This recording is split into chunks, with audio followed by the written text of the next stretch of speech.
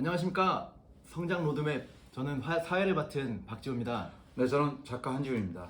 안녕하세요, 안녕하세요. 작가님. 네, 오늘은 창조적인 삶을 살기 위한 두 가지 팁을 말씀 주신다고 네네. 들었습니다.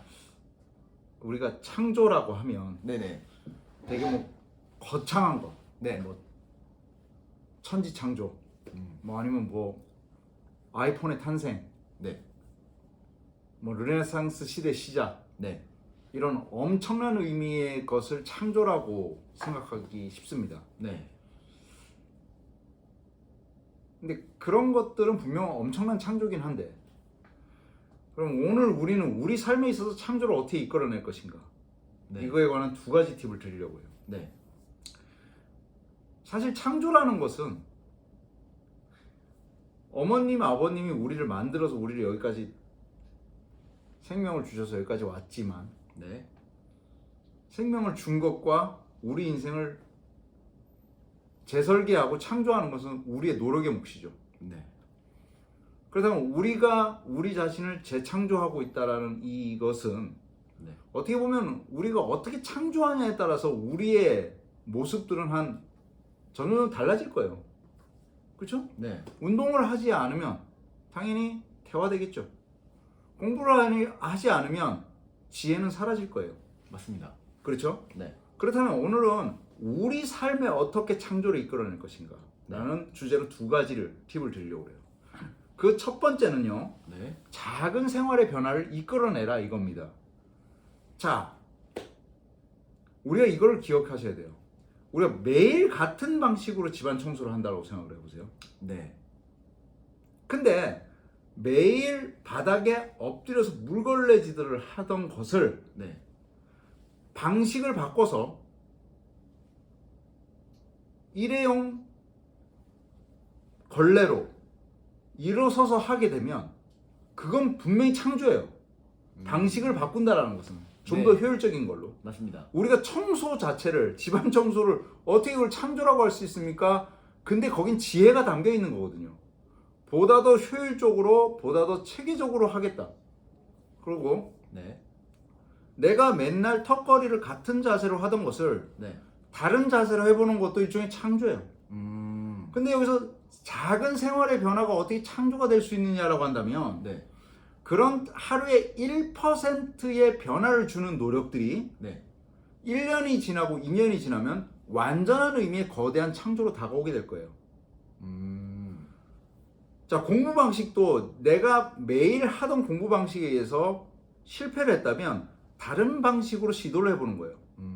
결론적으로 얘기하자면 첫 번째는 생활 속의 작은 것들을 계속 변화시켜 나가라는 거예요. 네. 그러려면 창조는 당연하게 도전을 해야 되고 실패를 하겠죠. 네, 맞습니다. 그 이후에 창조가 이루어지거나 실패로 끝나거나, 또 도전하고 실패로 끝나거나 창조로 이어지거나, 그것이 최적의 상태로 내 생활 방식을 바꿔나가는 것, 이것이 창조라고, 창조의 우리 생활 패턴을 바꾸는, 우리 삶을 바꾸는 창조의 첫 번째 원리. 작은 것부터 바꿔나가라.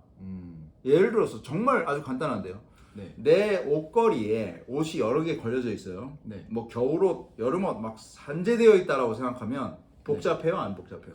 복잡하죠. 그냥 정리하는 것도 창조예요. 그걸 우리가 뭐 창조라고 그래서 자꾸만 엄청난 것, 포드 자동차가 이 세상에 처음 나온 것 같은 것, 이런 것들이 많이 창조가 아니에요. 창조라는 것은 그런 것들이 뭉쳐지면서 창조 습관이 이루어지는 거죠. 오늘 회사에 출근했을 때 내 책상을 깨끗이 하고 내 윈도우 폴더를 재정리하는 것, 이것도 창조예요. 쓸데없는 내 그 아이폰에 담겨있는 사진들을 정리해 나가는 것, 이것도 창조거든요. 창조란 생활 패턴의 작은 부분부터 바꿔나가라. 이것이 첫 번째 제가 던져드리는 메시지입니다. 네. 두 번째는요, 네. 사물에 대한 끊임없는 관심이에요. 자, 예를 들어서 네. 우리 어렸을 때는요, 혹시 축구 좋아하셨습니까? 많이 했죠. 네. 네. 실제로 우리 어렸을 때는 운동장에 축구공 하나만 던져두면 아침부터 밤까지 계속 놀았거든요. 맞습니다. 누가 개의치도 않아도 진짜 점심 때 잠깐 집에 가서 밥 먹고 그때만 하더라도 우리는 어떤 게 있었냐면 오후 6시쯤 되면은 만화 영화를 해줬어요. 맞습니다. 기억나죠? 네. 그 만화 영화와 동시에 총알처럼 들어가거든요. 네. 그런데 사실 우리가 지금 나이가 좀 있잖아요. 네. 나이가 먹어서 우리들한테 축구공을 주면서 너 축구해라 그러면은 우리는 아마 한 1시간 이상을 집중하지 못할 거예요. 그 축구공에. 맞습니다. 그럴 것 같아요. 자, 또한 저는 어렸을 때 여자 아이들과 그 공기놀이 하는 걸 좋아했어요. 네. 초등학교 시절에. 해보셨나요? 저도 해보긴 해봤습니다. 저는 되게 무척 즐기는 편이었는데 네. 저는 그 공기만 있으면 그냥 마냥 행복했어요. 잘했기 때문에. 네. 자, 여기서 제일 중요한 건 우리가 정말 잊고 있었던 것. 평범한 일상에 대한 집중을 해보라는 거예요. 그 평범한 일상에 대한 집중이라는 게 이게 단순하게 이게 무슨 창조냐라고 그러는데, 자, 우리가 어떤 창조라고 불려지는 것들은 네. 어떤 것을 끊임없이 관찰하다가 불편함을 느끼거나 그것의 개선 방향을 찾아내는 거예요. 근데 그건 인위적인 것이 아니라 그 사물에 대한 이해가 깊어지면 깊어질수록 자연스럽게 흘러나오는 것들이에요. 그렇죠? 네. 저는 책을 사랑하거든요. 네. 그럼 그 책을 많이 읽어요. 한 권의 책을. 저는 싫어하는 책을 별로 안 읽어요. 아, 네. 네. 그럼 그 책을 많이 읽는단 말이에요.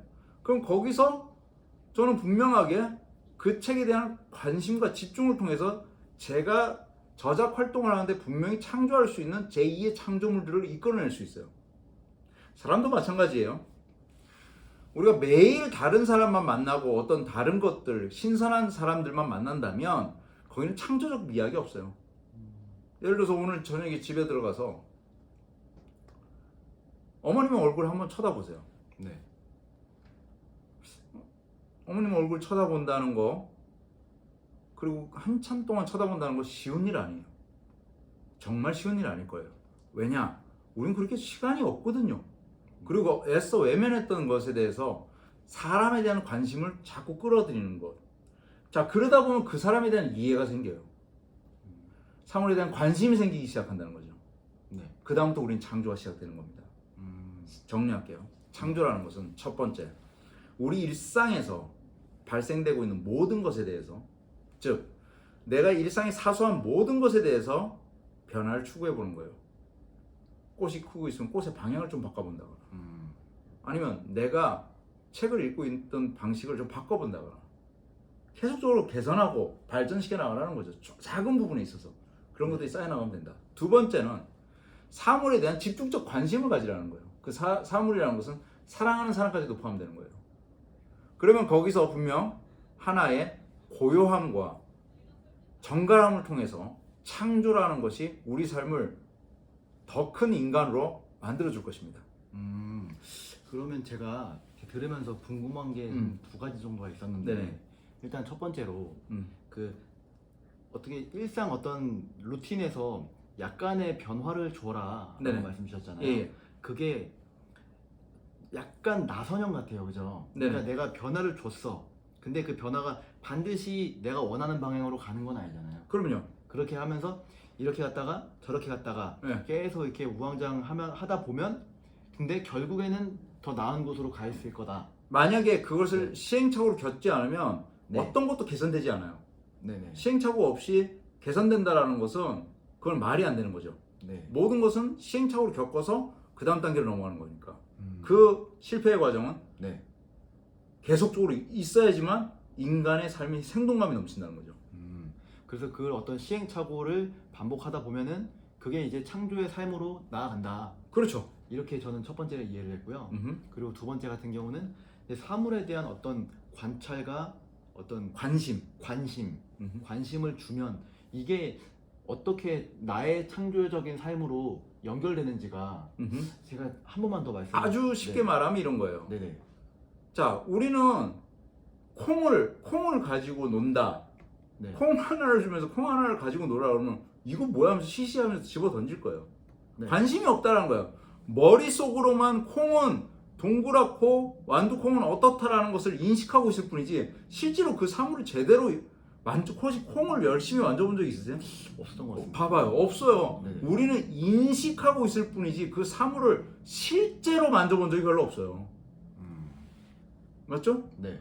그렇기 때문에 제가 말하는 것은 사물에 대한 관심이라는 것은 오감을 활용해서 그 사물을 느껴보라는 거죠. 그러면은 봐보세요. 완두콩이라는 존재는 네. 우리가 인식되는 단어의 개념이 아니라 내가 만지는 순간 새로운 의미로 형상화돼요. 언어가. 이해됐어요? 네네. 내가 이것이 초록색이다라고 느끼는 인식하고 있던 그 그림이나 유튜브에서 봐왔던 것이 아니라 내가 직접 만져보면 텍스처의 질감은 다르다는 거예요. 이것이 바로 창조로 가는 바로 밑거름이 된다는 거예요. 아, 그러니까 내가 직접 겪고 관심을 갖고 집중을 함으로써 내가 느끼는 것들이 나의 창조의 어떤 재료가 된다. 오감을 활용하라는 거죠. 오감을 우리는 활용하면서. 머릿속으로만 네. 이렇게 생각하죠. 뭐는 어떨 거야. 네. 그거는 안 된다라는 거예요. 그래서 직접 체험에 내가 직접. 연장을 하라. 아, 이해가 되는 것 같습니다. 너무 아유, 감사합니다. 감사합니다. 오늘도 좋은 말씀 해주셔서 너무 네. 감사합니다. 저도 행복했습니다. 그러면 또 다음 시간에 또 뵙겠습니다. 작가님. 감사합니다. 감사합니다.